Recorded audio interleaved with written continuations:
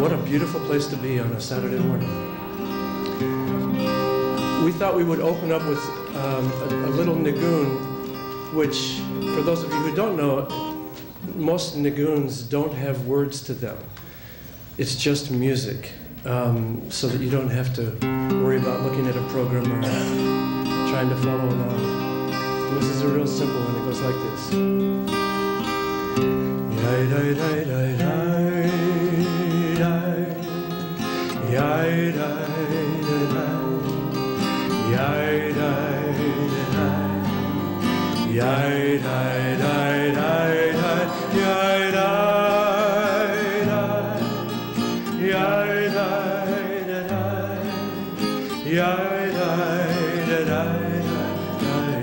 That's the whole thing.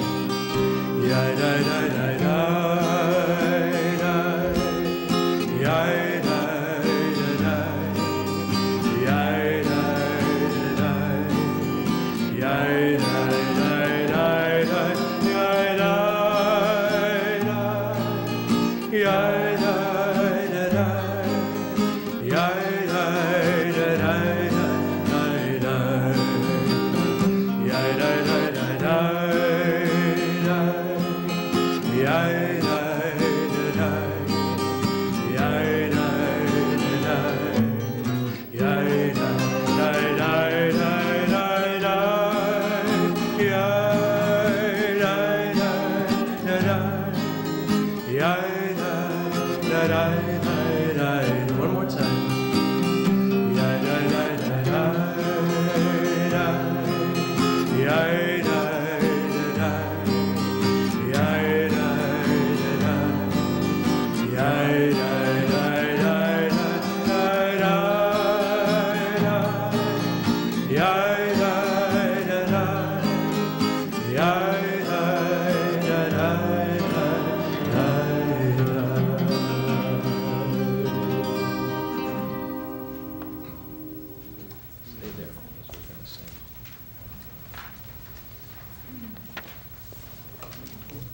So in Jewish tradition, one of the ways we have of welcoming is to say, Baruchim Haba'im means, blessed are those of you who come. And you are blessed. We are blessed to be in this space together, and we are blessed by each other, by energies of open hearts, by energies of exploring together the spiritual realm, that holy fullness that we share. So the theme for the day that is doors closing, doors opening. Kind of looking at the flow of moving from one year to the next. And we thought it would be good to sing that. So the words are printed on your sheets on the right-hand side in the middle.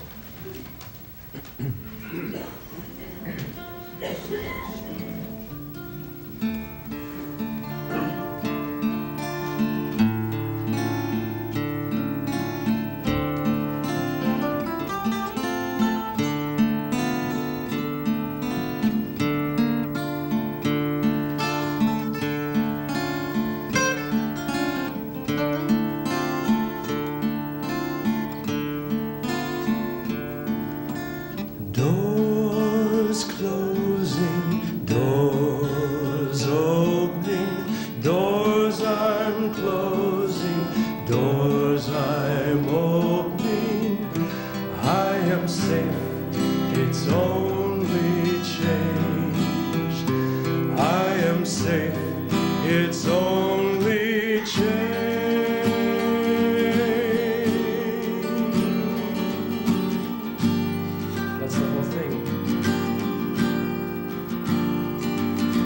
Doors closing, doors opening, doors I'm closing, doors I'm opening.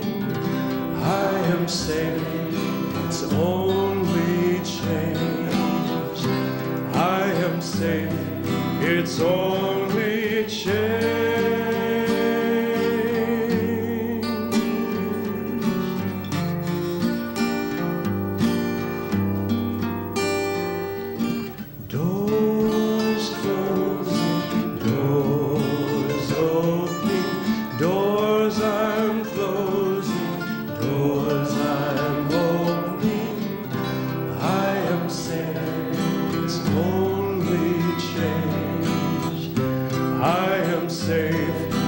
its only change.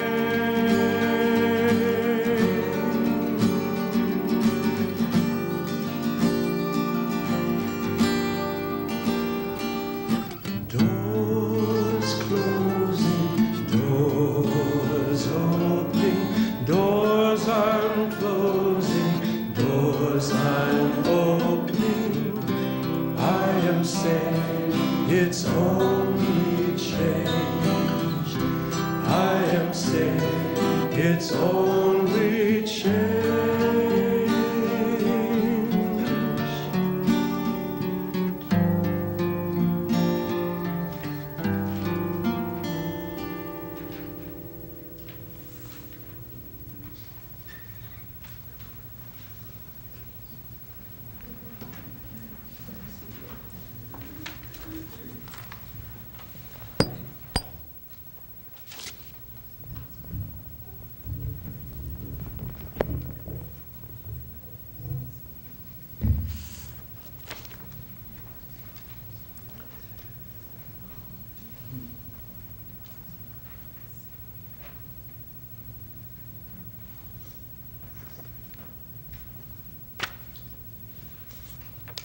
So there's some organizational things that I'm going to mention, and I will probably mention them at the end as well.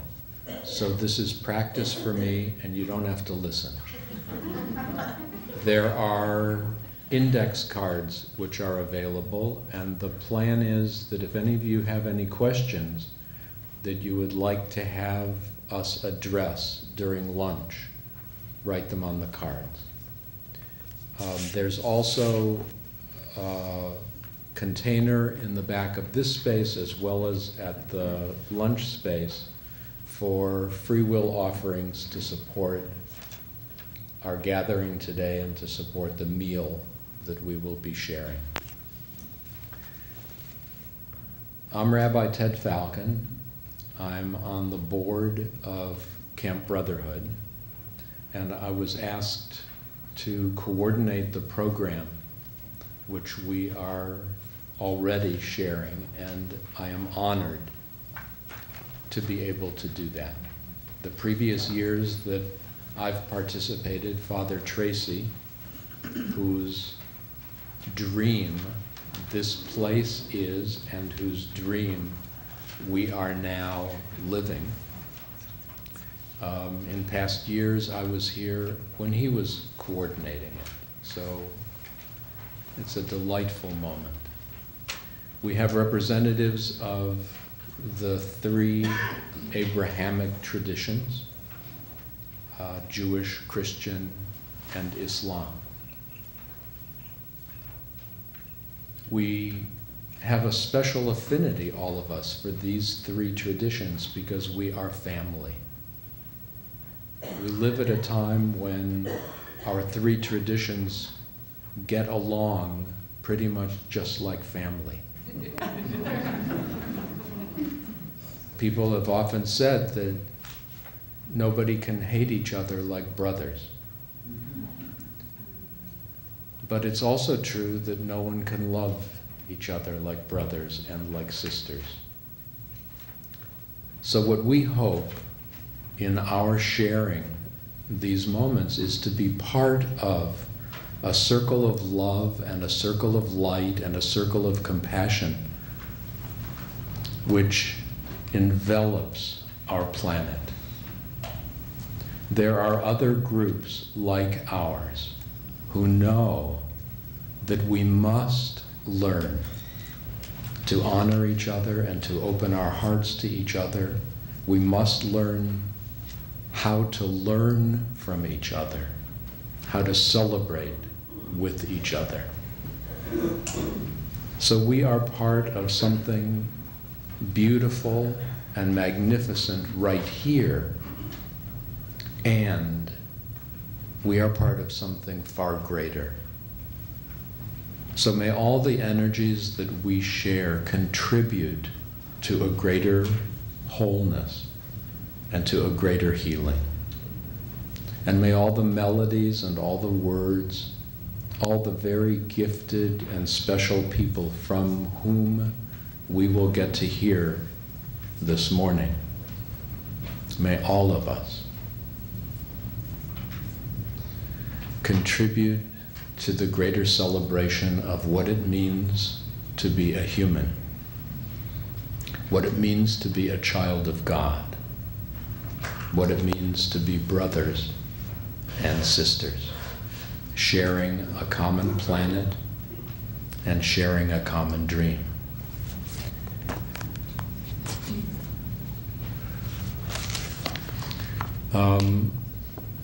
One of my favorite Jewish mystics is really a rather recent rabbi named Rav Kook, Rabbi Abraham Isaac Kook, who was chief rabbi of Palestine.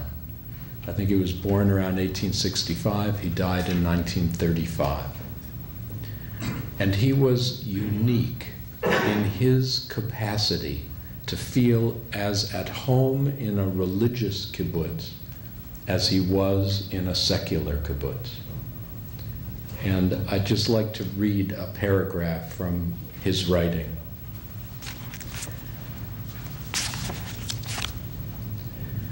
He says, "There is one who sings the song of his own life, and in himself he finds everything, his full spiritual sufficiency. There is another who sings the song of his people. He leaves the circle of his private existence, for he does not find it broad enough. He aspires for the heights, and he attaches himself with tender love to the whole of Israel." And whatever tradition you're from, you can read that tradition. He sings her songs, grieves in her afflictions, and delights in her hopes. He ponders pure and lofty thoughts concerning her past and her future, and probes lovingly and wisely the content of her inner essence. Then there is one whose spirit extends beyond the boundary of Israel to sing the songs of humankind. That one is drawn to the human's universal vocation, and that one hopes for his highest perfection. And this is the life source from which he draws his thoughts and probings, his yearnings, and his visions. But there is one who rises even higher, uniting himself with the whole existence, with all creatures, with all worlds. With all of them he sings his song. It is one such as this that tradition has said that whoever sings a portion of song each day is assured of the life of the world to come. I would like to think that each of us participates in all those levels. The level where, when we are clear, we are able to awaken to the wholeness in ourselves. And we are able to discover in our particular communities a holiness and a sacredness, a depth of truth, which we can celebrate and cherish. And then beyond that, we can identify with every man and every woman of all faiths, of all colors, of all cultures, because they and we are one. And then beyond that, to be able to identify ourselves with the world soul and with a universal soul, and to understand at the deepest levels where words cannot hope to reach that there is one and that we're it.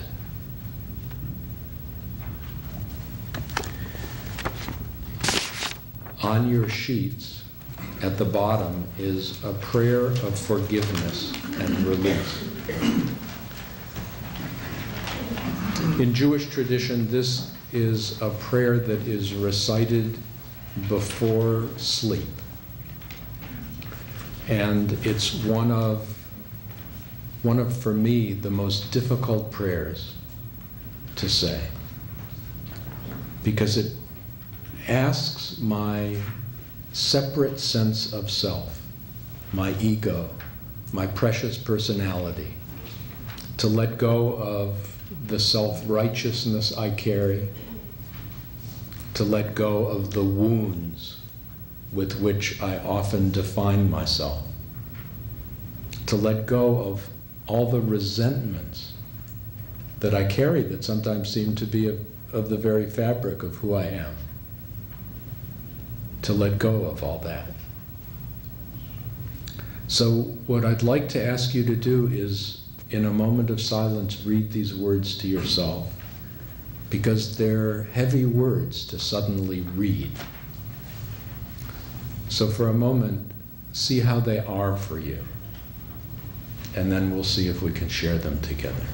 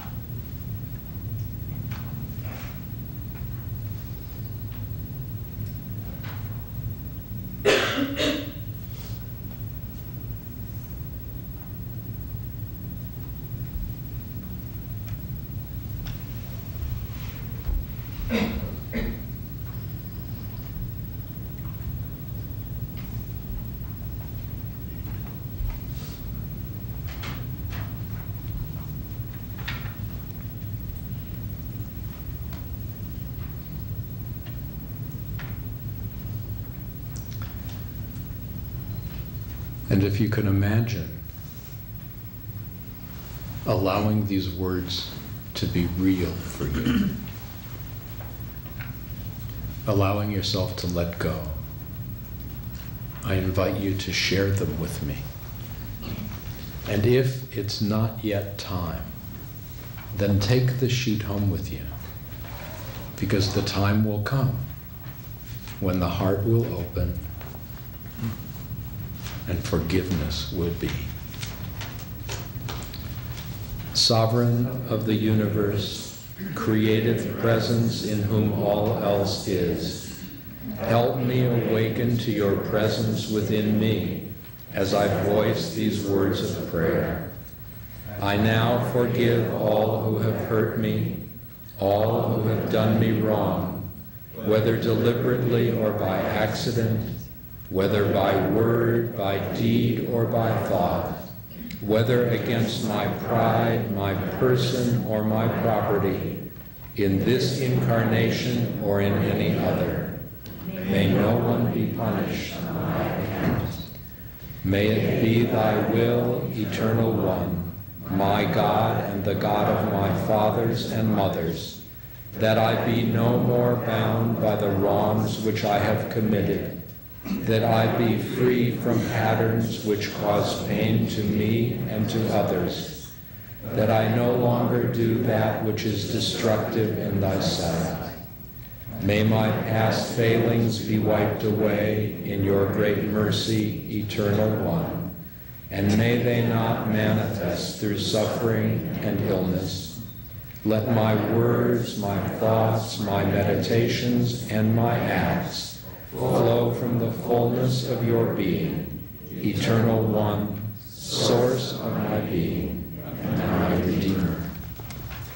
Amen.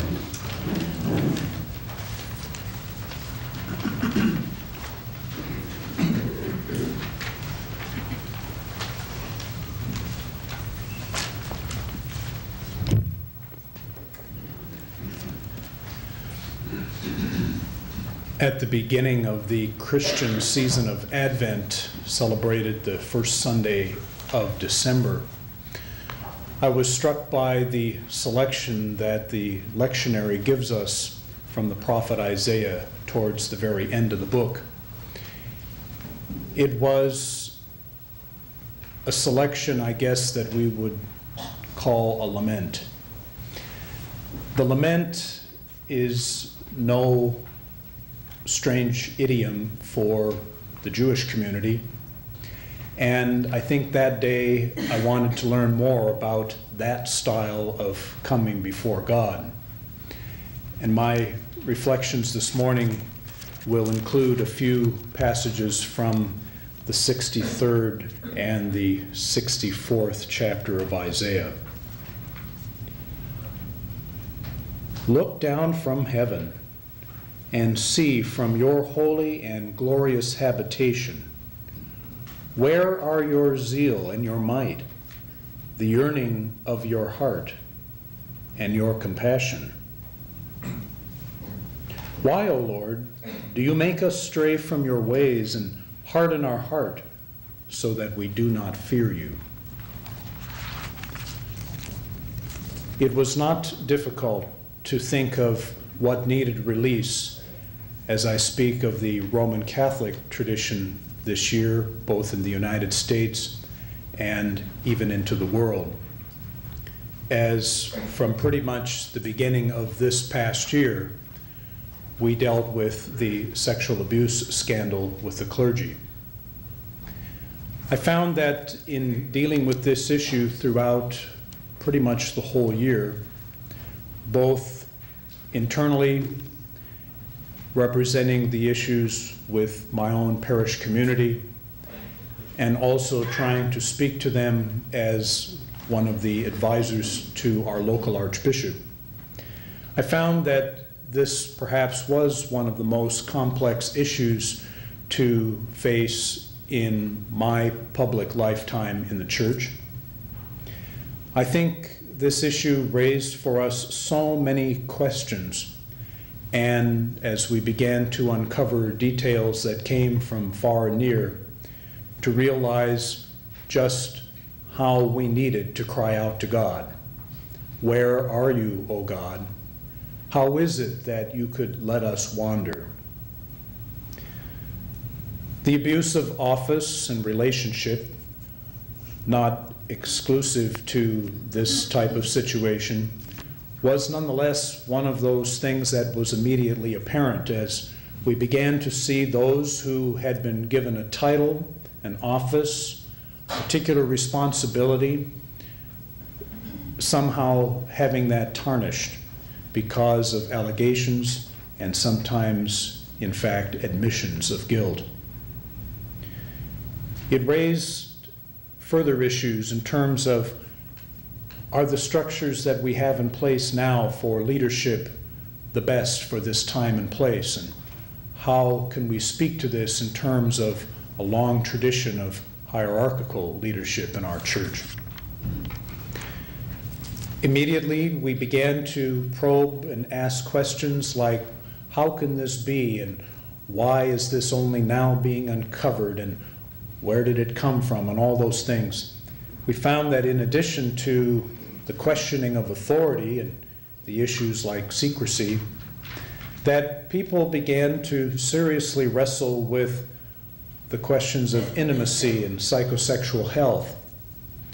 Perhaps those who give lectures or put on workshops and those who attend them found these topics to be, well, not all that new, but to read in newspapers and hear on television that these were issues of importance now, I'm sure caught many by surprise, but perhaps brought them into a more appropriate environment for people to say, well, what is it like? What do we demand of our leaders? And how do they work in our church? Perhaps those who had been victimized had waited not just for a few months or a few years, but perhaps an entire lifetime to find someone who would believe them. Find someone who would say, yes, what you've tried to tell us all these years is real, and perhaps we are not in the best position to help you, but if you will let us, we are now ready to listen. It seems that the disparity between clergy and laity, which had in fact happened, at least in our country, over these issues and has not been fully healed, is one that may have existed in other ways before, but as far as I can see, nothing to date has been that damaging in trying to say, how is it that we are church together? And how do we support one another when we find it hard to trust, when we find that those who are worthy of trust perhaps have failed in some way? What is that responsibility of forgiveness, and what does that mean with regard to dealing realistically with things that have taken place that are at least sinful and possibly even criminal? How does that work when we try to be accountable in those areas and at the same time be willing to forgive as the Lord has forgiven us? You can see that most of these things that need release are things that perhaps raise more questions than provide answers. But I think I found myself and others with me more comfortable now to wrestle with those issues, to let people say what they need to say, and with hope that the Spirit will lead us, that there will be some possibility for resolution of issues, a greater sense of justice, and peace for all. I think this crisis has revealed many prejudices, and I believe that in this are additional things that need to be kept in mind if we will be freely released or have the burdens released for us. I see that there was a need to provide a scapegoat to answer, why do these things come about? And many people became the objects of that scapegoating. Sometimes it was victims themselves who, even amidst all things, were not believed, or who were not given a chance to really feel that someone in authority had listened to them. Others tried to say that it was the orientation of the clergy, that homosexuals were somehow more guilty of this problem than not. Some who had presumed from the beginning that priests were guilty sometimes changed their minds when they found out it was one of their best friends who had been accused after all this came to light. And people began to wrestle with, how can my memory or experience of a good man be reconciled with something now that we are learning about his past? The further abuse of victims is another thing that came out in this whole process, when it was a question of not being able to provide them with compensation, with counseling, and in policies of continued secrecy in some places.